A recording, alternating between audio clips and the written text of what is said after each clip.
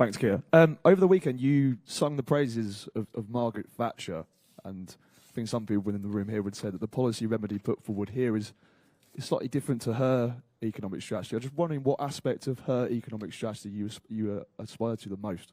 Yeah, what I was doing at the weekend in the article I wrote for the Sunday Telegraph was distinguishing between particularly post-war leaders, those prime ministers, who had a driving sense of purpose, a mission, a plan to deliver, and those that drifted.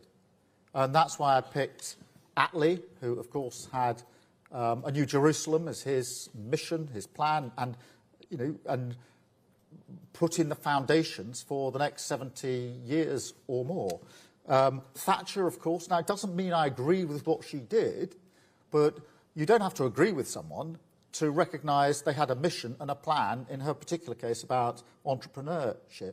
Equally with Tony Blair, a mission to change the Labour Party and put it in a position to seize the opportunities of the era as the turn of the century. And I want a mission-driven Labour government. I want this sense of driving purpose that withstands the inevitable sidewinds that any government gets and is clear and consistent over a 5 or 10 year period, because I think it's the only way we can deliver. I think it's the only way, realistically, other people are going to come alongside and invest in us, because unless there's that clarity, it won't be there. So I was giving Margaret Thatcher as an example of the sort of leader who had that mission and plan.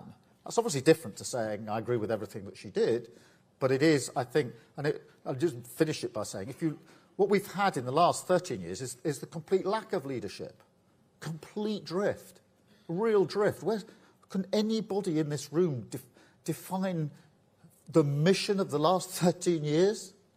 What was it? What is it? Even now the government struggles to say what they want 13 years down the line. There's no sense of mission or direction.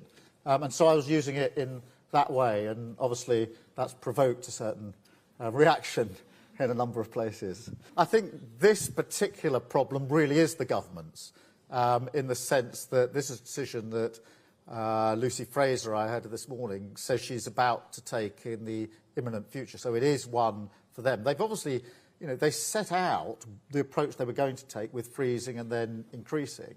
And the anxiety is that they're going to break the promise that they've made. So that is one for them. Well, we will. I mean, we will set that out as we get to the election. We're going to have to see what the government does first, and like all things, it will have to be set out in detail before the election. I'm going to wait to see what Lucy Fraser actually does. Wait to see what may or may not be in a budget if we get to a budget early next year. But I think in that particular case, this is a problem that the government's making and one that they're going to have to solve sooner rather than later.